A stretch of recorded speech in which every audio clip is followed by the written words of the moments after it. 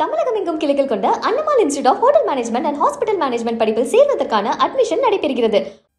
பாட்டாளி மக்கள் கட்சி தொடங்கி கிட்டத்தட்ட 36 ஆண்டுகள் ஆகின்றன. 36 ஆண்டு காலம் கடுமையாக நம்முடைய பயணம் இருந்து வருகிறது. கட்சியை நம்முடைய இனமான காவலர், சமூக நீதி போராளி மருத்துவர் ஐயா அவர்கள் தொடங்கி நம்மை வழிநடத்திக் கொண்டிருக்கின்றார்கள்.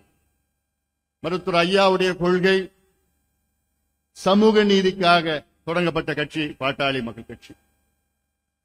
அந்த வகையில நம்முடைய பயணம் நீண்ட பயணம், கடுமையான பயணம், கரடு முரடான பாதைகளில் நாம் கடந்து வந்தோம். நம் கட்சி தொடங்கிய நோக்கமே நமக்கும் ஆட்சி அதிகாரம் வர வேண்டும். நமக்கு ஆட்சி அதிகாரம் வந்தால்தான் தமிழ்நாட்டின் பிரச்சனைகளை தீர்க்க முடியும். ஐயா அவர்கள் கட்சி தொடங்குவதற்கு முன்பாக வன்னிய சங்கத்தை தொடங்கினார். வன்னிய சங்கத்தை வைத்து எத்தனையோ போராட்டங்களை நடத்தினார். ஆர்ப்பாட்டங்கள், போராட்டங்கள், சாலை மறியல், ரயில் மறியல், பஸ் மறியல், பட்டநாமம், தூக்கு கயிறு என்றெல்லாம் எத்தனையோ போராட்டங்கள் நடத்தினார். ஆனால் அதற்கு பலன் கிடைக்கவில்லை என்றால் ஒவ்வொரு முறையும் அப்போ இருந்த ஆட்சியாளர்களை சந்தித்து எங்களுக்கு சமூக நீதி கொடுங்கள், வழங்குங்கள். எங்களுக்கு என்றால் வன்னியர்களுக்கு மட்டுமல்ல, பட்டியலின சமுதாயத்தை சார்ந்தவர்கள், அடக்கப்பட்ட மக்கள், ஒடுக்கப்பட்ட மக்கள், பாதாளத்தில் இருக்கின்ற மக்கள் எல்லாம் சமூக நீதி வேண்டும் என்று ஐயா அவர்கள் வன்னிய சங்கத்தை தொடங்கி பிறகு பார்த்தார், இது பத்தாது, இது போதாது என்றுதான் கட்சியை தொடங்கினார். சமூக நீதி அடிப்படையில் தமிழ்நாட்டில் இன்று எத்தனையோ கட்சிகள், அமைப்புகள் இருக்கிறது. சமூக நீதி அடிப்படையில் ஒரு சிலர் சமூக நீதிக்கு ஆதரவாக இருப்பார்கள், ஒரு சிலர் சமூக நீதிக்கு எதிராக இருப்பார்கள். ஆனால் மூன்றாவது வகை ஒன்று இருக்கிறது தமிழ்நாட்டில். எந்த வகை தெரியுமா? இதுதான் திமுகவுடைய வகை. சமூக நீதி, சமத்துவம், சனநாயகம், சாதி ஒழிப்பு என்றெல்லாம் பேசுவார்கள். முற்போக்கிய சிந்தனைகள் எல்லாம் பேசுவார்கள். தந்தை பெரியார் ஒரு வாரிசு என்று பேசுவார்கள். ஆனால் நடைமுறைப்படுத்து என்றால் அதை செய்ய மாட்டார்கள்.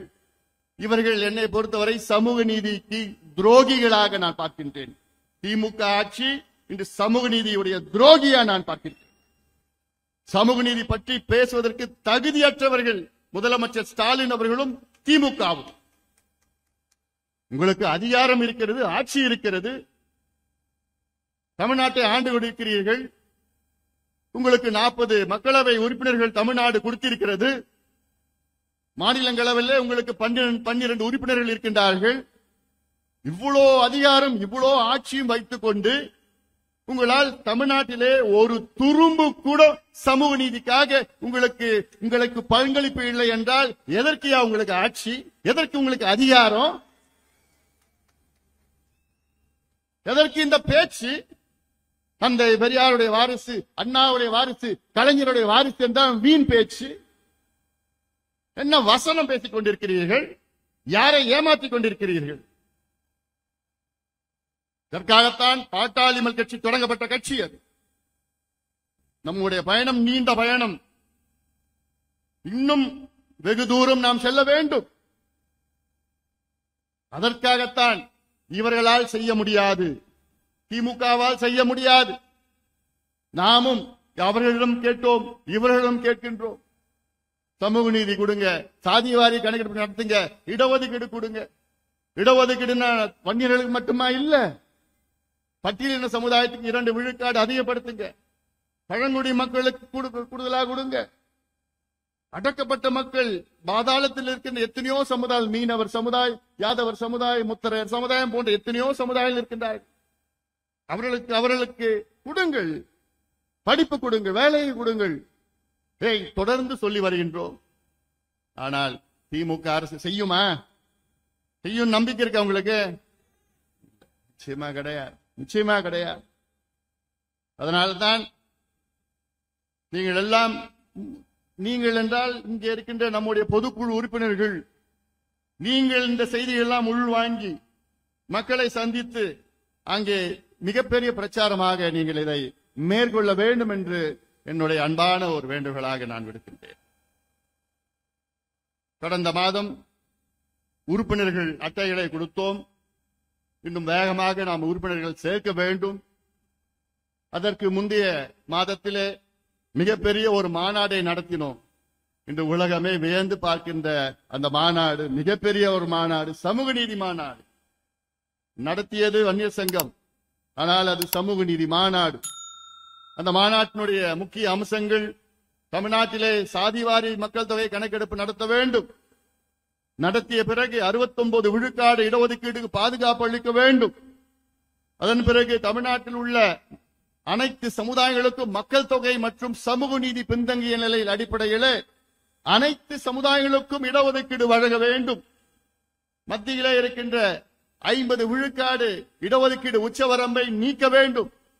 கிரீமி லேயர் என்ற ஒன்றை அகற்ற வேண்டும். பெண்களுக்கு பாதுகாப்பு அளிக்க வேண்டும். போதை பொருட்களை ஒழிக்க வேண்டும். மதுவை அழிக்க வேண்டும். இதையெல்லாம் அந்த மாநாட்டிலே தீர்மானமாக போட்டு பேசினோம். எவ்வளவு லட்சக்கணக்கான நம் சொந்தங்கள் அங்கே கூடினார்கள்.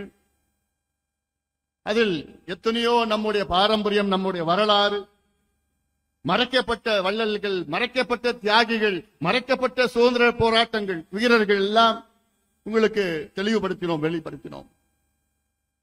இந்த நேரத்தில் கிராமங்களுக்கு செல்லுங்கள், இளைஞர்களை சந்தியுங்கள், சந்தித்து உறுப்பினர்களை சேருங்கள். இது அவசியமானது.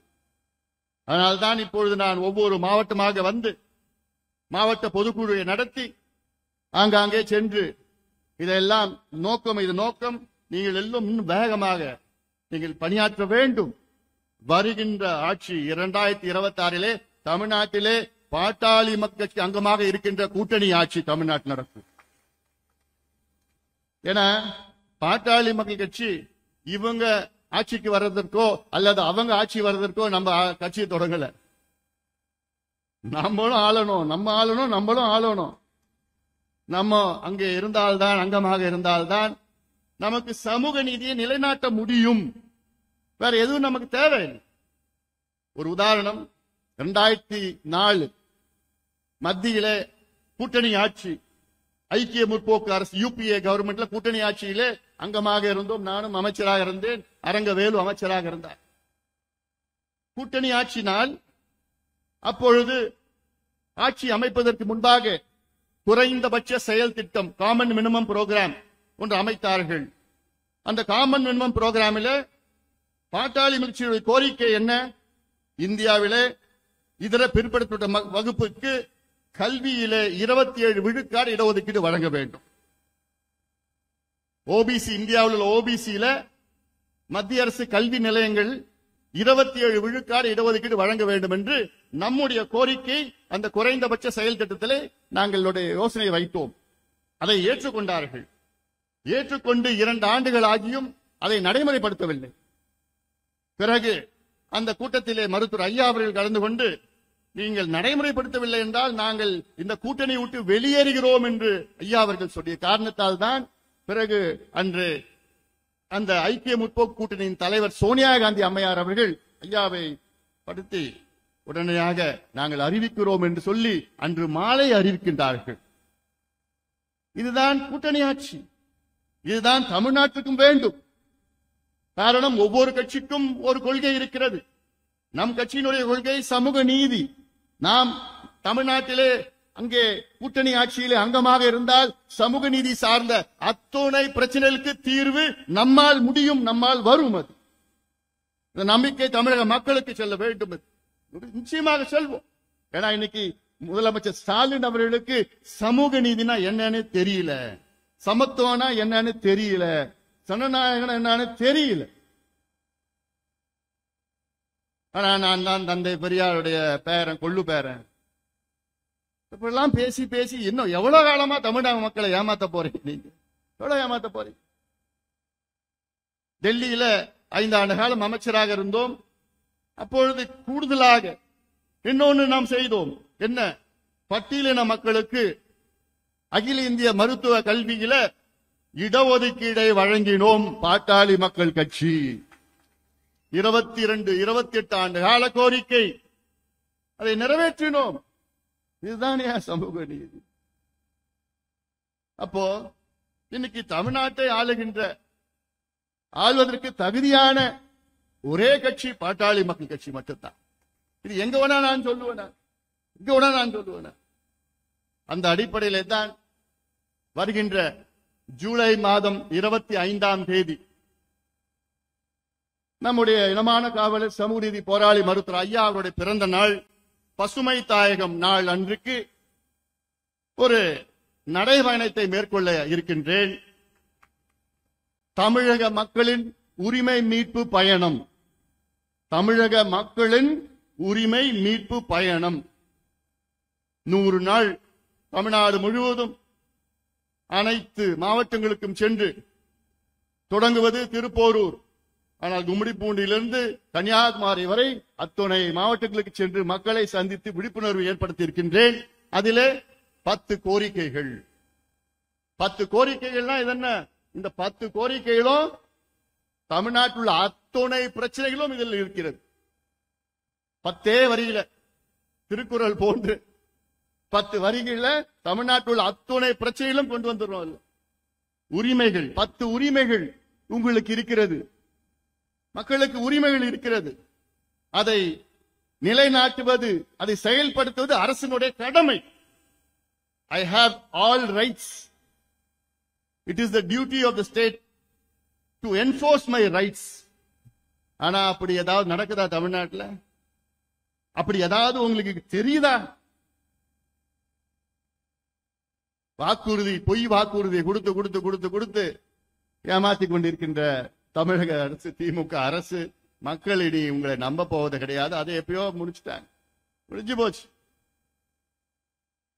திமுக ஆட்சியினுடைய கவுண்ட் டவுன், திமுக ஆட்சி உடைய முடிவுக்கு கவுண்ட் டவுன் இப்பொழுது இன்னைக்குல இருந்து ஆரம்பிச்சிருச்சு.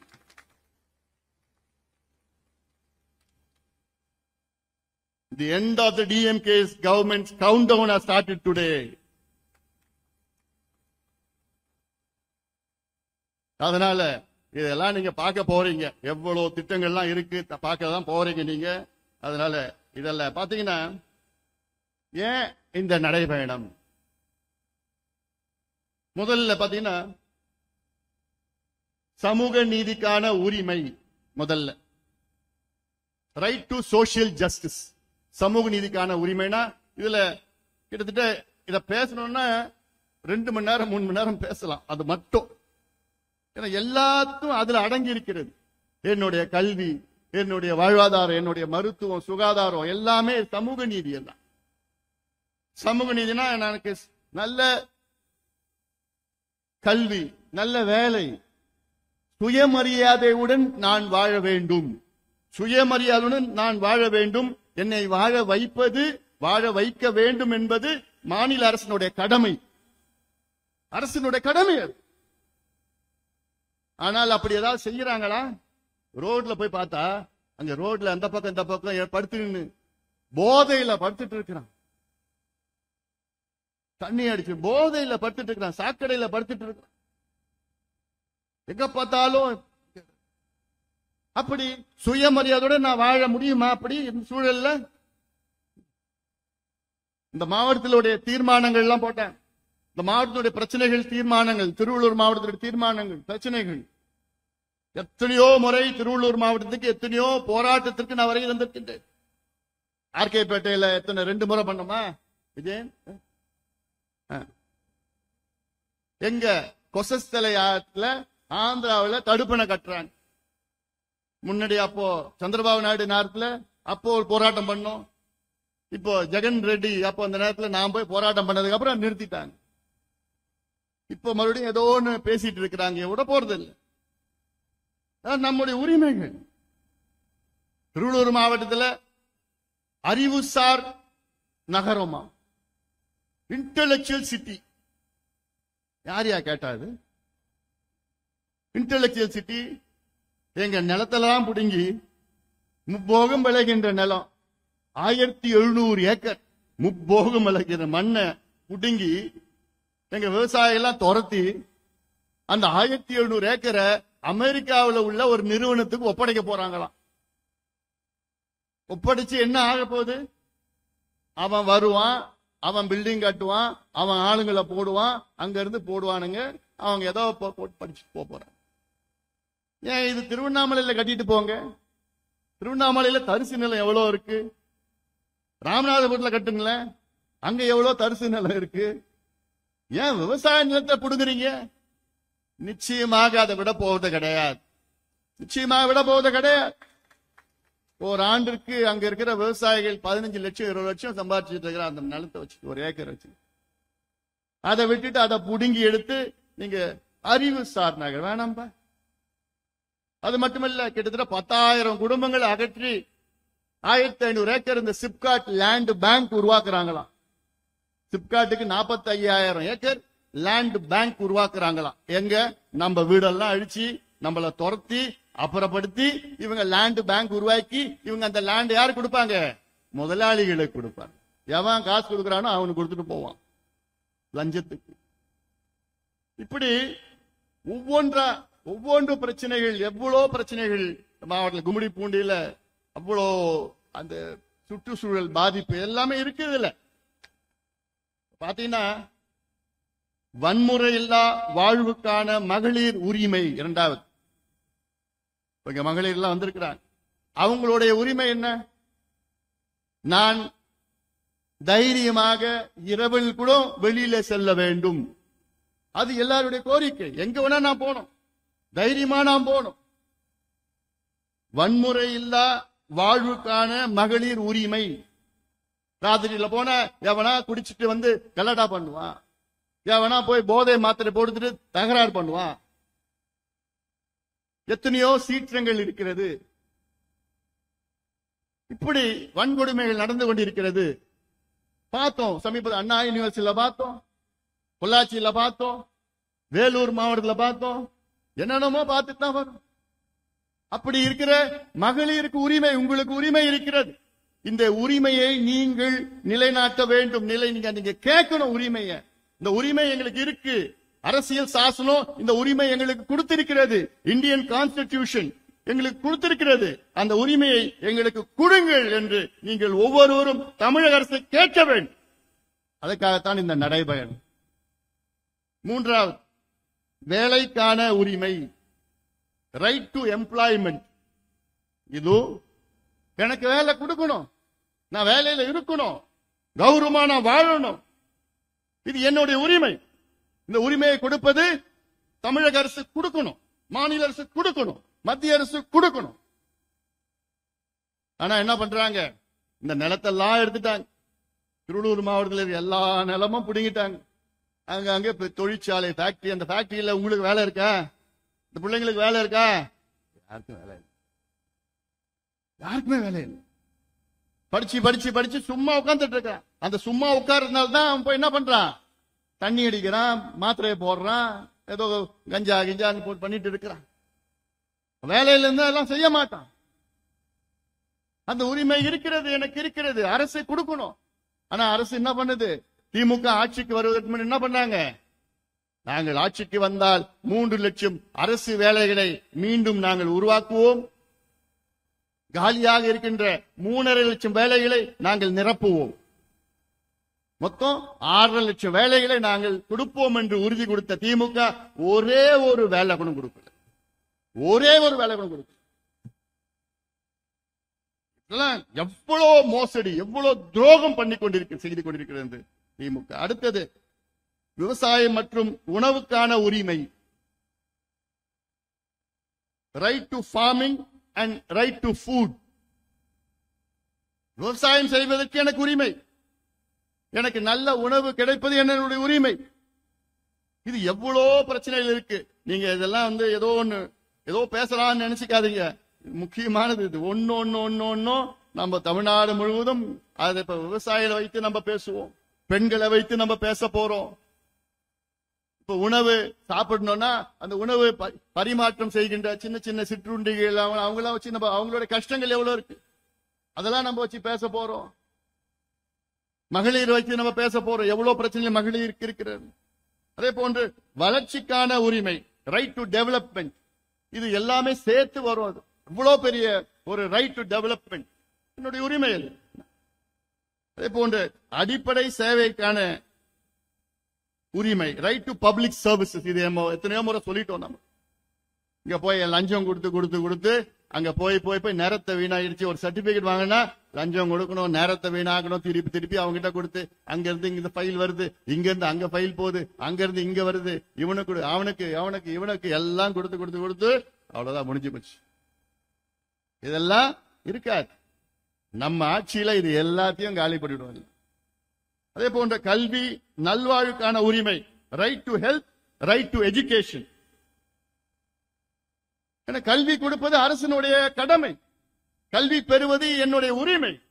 அது இலவசமா தரமான கல்வி பெறுவது என்னுடைய உரிமை, இலவசமா தரமான மருத்துவம் பெறுவது என்னுடைய உரிமை. அதை கொடுக்க வேண்டியது தமிழக அரசினுடைய கடமை. கொடுக்கறாங்களா? ஒண்ணு கிடையாது. காசு வச்சிருந்தா சிபிஎஸ்இல படிக்கலாம், இல்லனா கவர்மெண்ட் ஸ்கூல்ல வாதியார் கிடையாது, கிளாஸ் ரூம் கிடையாது, ஒழிட்டு இருக்கும், ஒண்ணுமே கிடையாது. ஒரு வாதியார் 4 கிளாஸ்.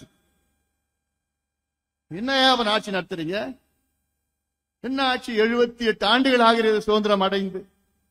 இவர்கள் ஆட்சிக்கு வந்து 60 ஆண்டுகள் ஆகிறது. 60 ஆண்டுகள் ஆட்சி செய்து கொண்டிருக்கின்றார்கள். இன்னும் இந்த நிலை என்ன நிலை? அவ்வள நிலை. அடுத்தது மது, போதை பொருட்களால் பாதிக்கப்படாமல் இருக்கும் உரிமை, right to free from alcohol and drug harm. மது, போதை பொருட்களால் பாதிக்கப்படாமல் இருக்கும் உரிமை. அது திமுக சொல்ல முடியுமா? விற்கிறதே அவங்க தானே. குடிங்கடா, குடிங்க. இந்த வருஷம் 45,000 கோடி தான் வருமானம். ஐயோ, அவ்வளவுதானா? அமைச்சர் சொல்றார் சட்டமன்றத்துக்குள்ள, எப்படியாவது அடுத்த வருஷம் 50,000 கோடி வந்துடணுங்க. இதுக்கு டார்கெட் பிக்ஸ் பண்றோம். டார்கெட் இந்த படிக்கிறதுக்கெல்லாம் டார்கெட் கிடையாது, தடுப்பூசி போடுறதுக்கெல்லாம் டார்கெட் கிடையாது, எத்தனை பேர் கல்வி கொடுக்கிறோம் அதெல்லாம் டார்கெட் கிடையாது, ரேஷன் ஒழுங்கா நடக்குது அதெல்லாம் டார்கெட் கிடையாது. சரக்கு மட்டும் ஒழுங்கா போகணும். கொள்ள அதுல பார்த்தா இப்போ அமலாக்கத்துறை 1000 கோடி ஊழல்னு அது மேல மட்டும் லேசா கீறி இருக்கிறாங்க, அவ்வளவுதான். உள்ள போனாங்கன்னா 2000, 3000, 5000, 10,000, 30,000, 50,000 கோடியின் ஊழல் அப்படி தோண்ட வரும். அதுக்கு அலறி அடிச்சுக்கிட்டு இந்த கோர்ட்டுக்கும் அந்த கோர்ட்டுக்கும், இந்த நீதிமன்றம் அந்த நீதிமன்றம், அப்படி இப்படி எங்கெங்கயோ போய் எப்படியோடு வச்சிருக்கிறாங்க. அலறி அடிச்சுட்டு போயிட்டாங்க. மணல் கொள்ளை அடிச்சானுங்க. வருஷத்துக்கு எவ்வளவு தெரியுமா? மொத்தம் தமிழக அரசுக்கு மணல் மூலமா வருமானம் வருது. யாராவது சொல்லுங்க பார்க்கலாம். யாராவது சொல்லுங்க. தமிழக அரசுக்கு ஒரு வருஷத்துல தமிழ்நாட்டில் உள்ள அனைத்து மணல் குவாரிகள் இருக்கு. மணல் குவாரியில இருந்து அரசுக்கு கணக்குல வர வருமானம் எவ்வளவு தெரியுமா? 27 கோடி. நம்புவீங்களா? நான் சொல்றது எல்லா குவாரியிலையும் 27 கோடி. அட படுபாவீங்களா? இந்த 27 கோடி ஒரே ஒரு குவாரியில 4 நாள்ல வர வருமானம். ஒரே ஒரு குவாரியில 4 நாள்ல வர வருமானம். தமிழ்நாட்டில் 45 குவாரி இருக்குது. அதுல மொத்தம் வருஷம் ஃபுல்லா வருமானம் 27 கோடியா. இது எங்கேயாவது நம்ப முடியுமா? யார் நம்புவாங்க? அமலாக்கத்துறை ஒரு விசாரணை பண்ணாங்க, இடி என்போர்ஸ்மென்ட். பார்த்தா மொத்தம் ஒரு 10 குவாரியில மொத்தம் 4800 கோடி ஏமாத்திட்டாங்கன்னு. அது அந்த ஒரு 6 மாசத்துல அவ்வளவுதான். 50,000, 60,000 கோடி கொள்ள அடிச்சுட்டு இருக்கிறாங்க, எல்லாம் இருக்கிறாங்க. அதனால ஒன்னும் எவ்வளவு பண்ணி. அடுத்தது நீடித்திருக்கும் நகர்ப்புற வளர்ச்சிக்கான உரிமை, right to sustainable urban development. Urban இப்ப எல்லாமே கிராமத்திலிருந்து நகரத்துக்கு போயிட்டாங்க. எல்லாம் கிராமத்துல விவசாயம் இல்ல, தண்ணி இல்ல, படிப்பு இல்ல, எதுவும் கிடையாது. ஆனா நம்ம என்ன சொல்லுவோம்? India lives in the villages. India கிராமங்களில் வாழ்ந்து கொண்டிருக்கிறது. இன்னும் இல்ல. தமிழ்நாட்டில் பாத்தீங்கன்னா, இந்தியாவிலே தமிழ்நாட்டில் கிட்டத்தட்ட 55 விழுக்காடு மக்கள் இன்னைக்கு நகரத்துல போயிட்டாங்க. நகரத்துல எந்த வசதியும் இல்ல வாழ்றதுக்கு.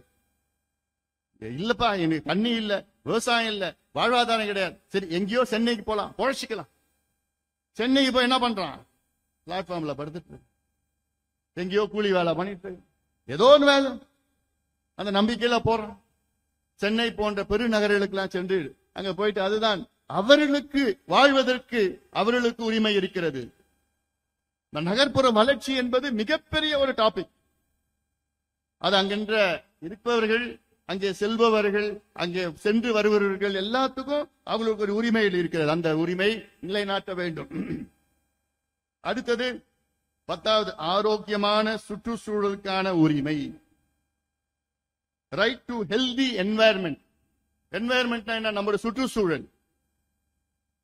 இப்போ உங்க வீடு இருக்குது, காட்டி தடியன் எங்க இருக்குது வீடு? உன் வீடு கும்மிடிப்பூண்டில இருக்குதா? கும்மிடிப்பூண்டில இருக்குன்னு வச்சுக்கோ உன் வீடு. ஜிம்மு போவியா? அப்படியே கை அப்படியே வச்சுன்னு அப்படி. இந்த வாய் தான் இதெல்லாம் பண்ணு, வாய் மட்டும். கும்மிடிப்பூண்டில உன் வீடு இருக்கு. உங்க அப்பா, உங்க தாத்தா, உங்க முப்பாட்டன், பூட்டன், பாட்டன் எல்லாம் அங்கதான் வாழ்ந்தாங்க. நீ அங்கதான் வாழ போற. இப்ப திடீர்னு அரசாங்கம் அங்க சிப்காட்டை அறிவிக்கிறாங்க. சிப்காட்டை அறிவிச்சுட்டு தொழிற்சாலைகள் அங்க தொடங்கி அதுல சுற்றுச்சூழலுக்கு பாதிப்பு ஏற்படுறது தொழிற்சாலைகள். பிளாஸ்டிக்கை எரிக்கிறது, அதுக்கப்புறம் இந்த அனல் மின் நிலையங்களை உருவாக்கி நிலக்கரியை எரிச்சு போட்டு பண்றது, குப்பையை எரிக்கிறது, குப்பையை பதப்படுறது, அப்படியெல்லாம் நிறைய இருக்குது அந்த கும்மிடிப்பூண்டியில் இருக்கு. இது அது என்ன பண்ணணும்னா, அரசாங்கம் இத எந்த பாதிப்பும் இல்லாம அங்க தொழிற்சாலையில கொண்டு வருவது அரசாங்கத்தினுடைய கடமை. உனக்கு நல்ல காற்று, நல்ல நீர், நல்ல நிலம் அப்படியே இருப்பது உன்னுடைய உரிமை. இதை அரசாங்கம் அதை கெடுத்துக் கொண்டிருக்கிறது. ஆக உன்னோட உரிமை என்ன? நான் காலகாலமா இங்க வாழ்ந்துட்டு இருக்கிறேன். ஆனா திடீர்னு அரசாங்கம் இங்க செய்து எனக்கு பாதிப்பு, எத்தனையோ பாதிப்பு வந்திருக்கு. கும்மிடிப்பூண்டி பகுதியில், இப்படி எங்க இந்த பகுதியெல்லாம் எவ்வளவு பாதிப்பு, சுற்றுச்சூழல், நீர்நிலை, காற்று எல்லாம் பாதிப்பு. அதை எனக்கு பாதிப்பு இல்லாமல் வாழ்வதற்கு என்னுடைய உரிமை. இதுதான் இந்த 10 உரிமைகளை நிலைநாட்டி தமிழ்நாடு முழுவதும் நடைபயணம் செல்ல இருக்கின்றேன். அதற்கு நீங்களும், ஏன்னா இப்போ அதிகாரப்பூர்வமாக உங்களுக்கு அடுத்தது வரும், செய்தி வரும், எப்படி நீங்க லோகோ போடலாம், எப்படி போஸ்டர் போடலாம், எப்படி சுவர் விளம்பரம் செய்யலாம், என்னுடைய ப்ரோக்ராம் எப்படி, எல்லாமே அதிகாரப்பூர்வமா வரும். இப்ப வர செய்திகள்லாம் அவங்கவுங்க போட்டுட்டு இருக்கிறாங்க. அதிகாரப்பூர்வமா எதுவும் வரல, வரும். நேற்று முந்தினம் தான் அறிவிச்சிருக்கிறோம். அதற்கு நீங்கள் தயார் நிலையில் எல்லா பகுதியில் எல்லா ஊருக்கும் நான் போறேன், நடைபயணம் செல்ல போறேன். நடைபயணம் எனக்கு புதுசு கிடையாது. நான் இது வரைக்கும் பாத்தீங்கன்னா தாமிரபரணியை காப்போம் என்று 2 நடைபயணம் மேற்கொண்டிருக்கின்றேன். 2 நாள் நடந்த தாமிரபரணி பாபநாசத்துல இருந்து புன்னக்காயல் வரைக்கும் நடந்தன. வைகை ஆற்றை காப்போம் 2 நாள் நடந்து போனேன். நான் வைகை ஆற்று மேகமலை, வெள்ளிமலை அடிவாரத்துல இருந்து அரசு மங்கலம் ஏரி வரைக்கும் ராமநாதபுரத்துல. காவிரி ஆற்றை காப்போம் என்று ஒகேனக்கல்ல இருந்து, பில்லிகுண்டில இருந்து பூம்புகார் வரைக்கும் 3 நாள் நடைபயணம் பண்ணேன். அங்கங்க நடந்து துண்டு பிரஸ் எல்லாம் கொடுத்தேன் 3 நாள். பாலாத்தை காப்போம், அந்த பில்லூர் அங்க இருந்து கிட்டத்தட்ட சதுரங்கப்பட்டினம் பாலாறு அது வரைக்கும் 2 நாள் நடைபயணம் மேற்கொண்டேன். அத்திக்கடு அவனாசி திட்டம் நிறைவேற்ற வேண்டும் என்று 2 நாள் பண்ணேன். அன்னியூர், அங்க அன்னூர்ல இருந்து எல்லாம் போயிட்டு அங்க பல பகுதியில நடைபயணம் மேற்கொண்டு அதை உடனடியாக முடிக்க வேண்டும் என்று. அதே போன்று காவிரி டெல்டா பகுதியில் பெட்ரோகெமிக்கல் மண்டலம் வர வேண்டாம், அங்கே மிகப்பெரிய பாதிப்பு என்று 2 நாள் நடைபயணம் மேற்கொண்டு ஒரு துண்டு பிரசுரம் கொண்டு விழிப்புணர்வு ஏற்படுத்தி அதை எதிர்ப்பு தெரிவித்தோம். அது முடிச்ச உடனே பாத்தீங்கன்னா அந்த பெட்ரோகெமிக்கல் மண்டலம் அங்க வரல. யாரால? நம்மால மட்டும்தான் வரல, அங்க வரல. வந்ததுன்னா முடிஞ்சு போச்சு. 45 கிராமங்கள் நாசமாகிட்டு. அதே போன்று காவிரி டெல்டாவை பாதுகாக்கப்பட்ட வேளாண் மண்டலமாக அறிவிக்க வேண்டும் என்று 3 நாள் நடைபயணத்தை மேற்கொண்டேன். காவிரி டெல்டா பகுதியில் ஒவ்வொரு ஊரா போனேன். அங்க போய் துண்டு பிரசுரம் எல்லாம் கொடுத்து பொதுக்கூட்டம் எல்லாம் நடத்தி விழிப்புணர்வு ஏற்படுத்தி எங்களுக்கு பாதுகாப்பு மண்டலம், இந்த மண்டலத்தை காவிரி டெல்டாவை மண்டலமா அறிவிக்க சொல்லி சொல்லி இன்னைக்கு மண்டலமா வந்திருக்கு. அதற்கு முழு காரணம் பாட்டாளி மக்கள் கட்சி தான். அதன் பிறகு சோழர் பாசன திட்டம் என்று அரியலூர் பெரம்பலூர் மாவட்டத்தில் 2 நாள் நடைபயணத்தை மேற்கொண்ட. அதெல்லாம் அந்த காலத்தில் சோழர் மன்னர்கள் காலத்தில் பாசனம் அப்படி செழுமையா இருந்தது பொன்னேரியிலிருந்து. ஆனால் இப்பொழுது அது எதுவும் இல்லை. அதை மீட்டெடுக்க வேண்டும் என்று 2 நாள் நடைபயணம் மேற்கொண்டேன். தருமபுரி ஒகேனக்கல் உபரி நீர் திட்டத்தை நிறைவேற்ற வேண்டும் என்று 3 நாள் நடைபயணம் தருமபுரி மாவட்டத்தில் மேற்கொண்டேன். 3 நாள் அது அங்கங்கே போய் எல்லா மக்களிடம் ஒரு மிகப்பெரிய ஒரு விழிப்புணர்வு ஏற்படும். ஏன் இங்க நாம் விரும்பும் சென்னை என்று கிட்டத்தட்ட 5 நாள் நடைபயணம் சென்னை மக்கள் மத்தியில் அங்கே போய் துண்டு பிரசுரம் கொடுத்து புத்தகத்தெல்லாம் கொடுத்து ஒரு மிகப்பெரிய விழிப்புணர்வு ஏற்படுத்திட்டோம். இதை எவ்வளவு செஞ்சுட்டு இருக்கிறோம். இது இல்லாமல் சைக்கிள் பயணம் எல்லாம் எவ்வளவு பண்ணிருக்கிறோம். பள்ளிக்கரணை சதுப்பு நிலத்தை பாதுகாக்க வேண்டும் என 22 ஆண்டுகளுக்கு முன்பு 3000 இளைஞர்களை வைத்து சைக்கிளிலே 23 கிலோமீட்டர் சுத்தி வந்து விழிப்புணர்வு, அதுதான் தொடக்கம். அதன் பிறகு நீதிமன்றத்துக்கு எல்லாம் சென்று இப்போது சதுப்பு நிலம் பாதுகாக்கப்பட்ட சதுப்பு நிலமா அறிவிச்சிருக்கிறார். அதே போன்று வாலாஜால இருந்து வாணியம்பாடி வரைக்கும், ராணிப்பேட்டையிலிருந்து வேலூர் வரைக்கும் 32 கிலோமீட்டர் சைக்கிள் பாலாத்தை காப்போம் போயிட்டு கலெக்டர் கிட்ட போயிட்டு அந்த கழிவு நீர்லாம் எடுத்துட்டு போய் கொடுத்து அதெல்லாம் எவ்வளவு பண்ணிருக்கோம். இன்னும் செய்ய போறோம் நம்ம. ஏன்னா இது வேற எந்த கட்சியோ எந்த அமைப்பும் செய்யாது. ஏன்னா அவங்களுக்கு தெரியாது, இதோட முக்கியத்துவம் தெரியாது. கொசத்தலை ஆத்துல ஆந்திரால தடுப்பணை கட்டுறான், ஆனா இவங்கிட்ட கட்ட தெரியல. எப்படி பாரு, அங்க கட்டுறாங்க, அவங்களுக்கு அது தேவை கூட இல்ல. ஆந்திராவில அந்த பார்டர்ல இருக்கு, அது தேவை கூட இல்ல, ஆனா அவங்க கட்டுறாங்க. ஆனா இங்க இருக்கிற தமிழக அரசு இங்கதான் நமக்கு தான் வருது, கொசத்தலை வருது, அந்த ஆரணி ஆறு வருது, இந்த கூவம் ஆறு எல்லாமே அதெல்லாம் இணைச்சு பண்ணனா இந்த திருவள்ளூர் மாவட்டத்துல செழுமையா மாத்தலாம். நம்ம செழுமையா மாவட்டத்தை மாத்த முடியும், என்னால மாத்த முடியும். ஆனா அதை பத்தி இவங்களுக்கு அது தெரிய கூட இல்லை. ஆக இவ்வளோ செயல் திட்டம் அதை நிறைவேற்ற வேண்டும், அதை செயல்படுத்த வேண்டும். அதற்கு நீங்கள் எல்லோரும் நல்ல கடுமையாக நீங்கள் வேலை செய்யுங்கள். நாம் ஆள வேண்டும், நாம் ஆட்சிக்கு வரணும். நீங்கள் ஒவ்வொருவரும் சபதம் ஏற்க வேண்டும், ஒவ்வொருவரும் சபதம் ஏற்க வேண்டும். நாம் ஆள வேண்டும். கதவு மூடு, கதவு மூடு.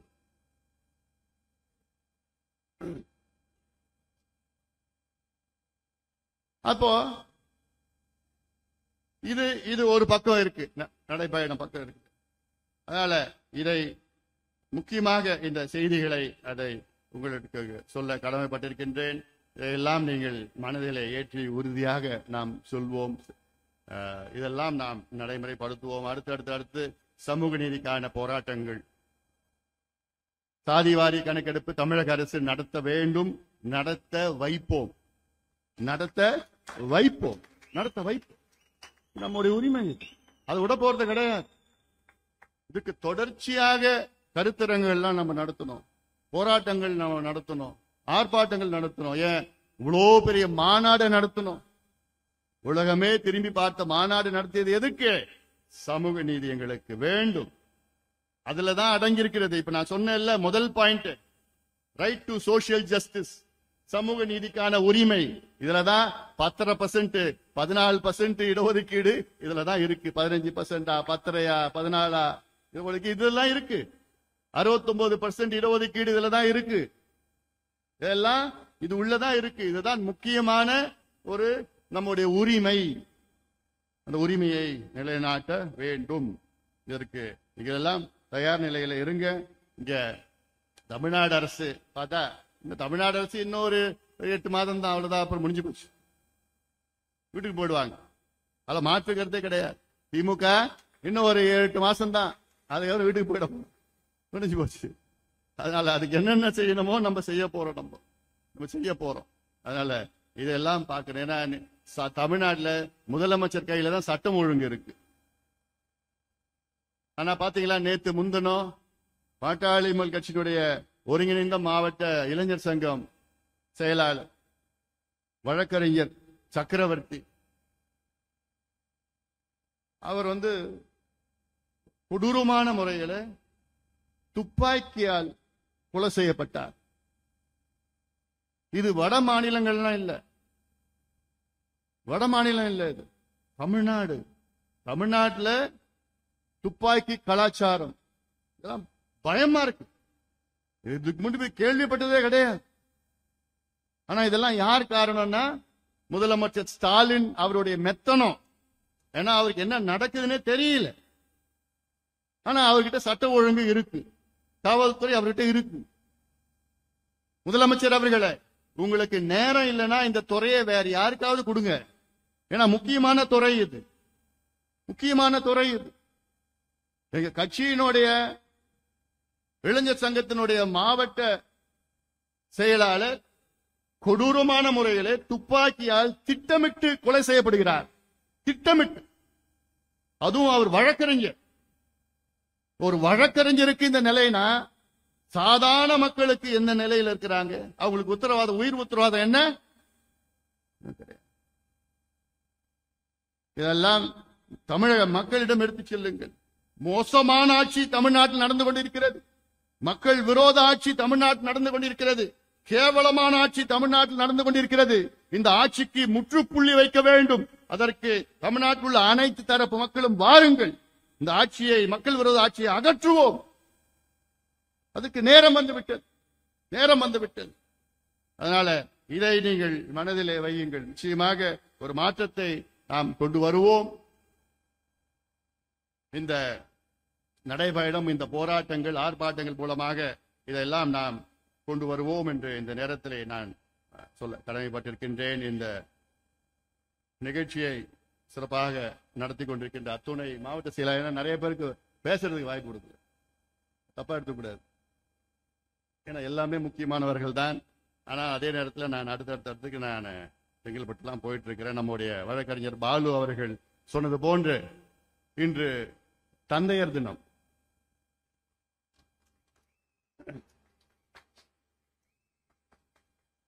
மருத்துவர் ஐயா உள்ளிட்ட உலகில் வாழ்கின்ற அத்துணை தந்தையர்களுக்கு என்னுடைய வாழ்த்துக்கள், பாராட்டுகளை நான் தெரிவிக்கின்றேன். மருத்துவர் ஐயா அவர்கள் நீண்ட ஆயுளுடன் வாழ வேண்டும். 100 ஆண்டுகளுக்கு மேல் நல்ல ஆயுளுடன், நல்ல மன நிம்மதியுடன், நல்ல உடல்நலத்துடன், மகிழ்ச்சியோடு வாழ வேண்டும். அது ஒரு மகனாக அது என்னுடைய கடமையும் கூட. மருத்துவர் ஐயா அவர்கள் என் மீது ஏதாவது கோபம் இருந்தால், ஐயா அவர்களே தயவு செய்து என்னை மன்னித்துக் கொள்ளுங்கள்.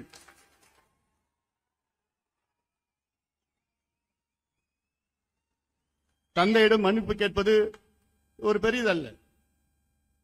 அதே வேளையிலே ஐயா அவர்கள் 100 ஆண்டுகளுக்கு மேல் நல்ல மகிழ்ச்சியோடு வாழ வேண்டும். அது ஒரு மகனுடைய கடமையும் கூட. ஐயா அவர்கள் 10 ஆண்டுகளுக்கு முன்பு ஐயாவுக்கு பைபாஸ் நடந்தது. இன்னைக்கு ஐயாவுக்கு சுகர், பிபி எல்லாமே இருக்கு. அதனாலதான் நான் சொன்னேன், நீங்க நல்லா இருக்கணும், நல்ல உடல்நலத்தோட இருக்கணும், டென்ஷன் ஆகாதீங்க. நீங்க சொல்லுங்க, என்னென்ன செய்யணும்னு சொல்லுங்க. ஒரு மகனாக, கட்சியின் தலைவராக அப்படி டக்கு டக்கு டக்குன்னு சொல்லிட்டு செய்யலாம், சுலபமா செஞ்சுட்டு போலாம். ஐயா அவர்களே, வருத்தப்படாதீங்கள், கவலைப்படாதீங்கள், கோவப்படாதீங்கள். ஏன்னா இது நீங்க உருவாக்கின கட்சி. இது உங்களுடைய கனவுகளை நனவாக்குவோம்.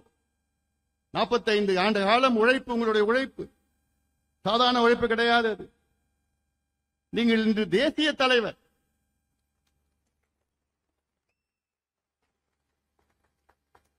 கடந்த ஆண்டு பாரத பிரதமர் மோடி அவர்கள் சொன்ன வார்த்தையில் என்னால் மறக்க முடியாது. ஐயா, இந்தியாவிலே மூத்த அரசியல் தலைவர் ஐயா அவர்களே என்று சொன்னார். தமிழ்நாட்டில் சொல்ல, இந்திய அளவிலே அந்த மதிப்பு, மரியாதை எல்லோருக்கும், எங்களுக்கு மட்டும் எல்லாருக்கும் இருக்கிறது.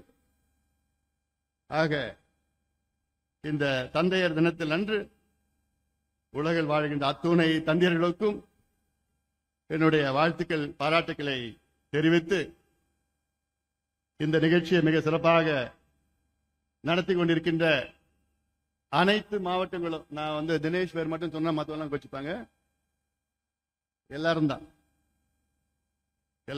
செய்யணும்.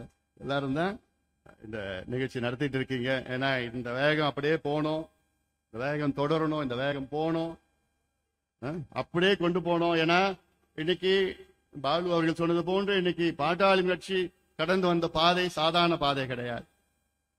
எவ்வளோ சிரமம், எவ்வளோ கஷ்டம், எத்தனை ஜெயிலு, எத்தனை தியாகம், உயிர் தியாகம், எவ்வளோ பேர் இங்க இருக்கிறவங்க, வராதவங்க, வந்தவங்க எல்லாமே அவ்வளோ கஷ்டப்பட்டு ஒரு கட்சியை வளர்க்கணும்னா சாதாரண விஷயம் கிடையாது.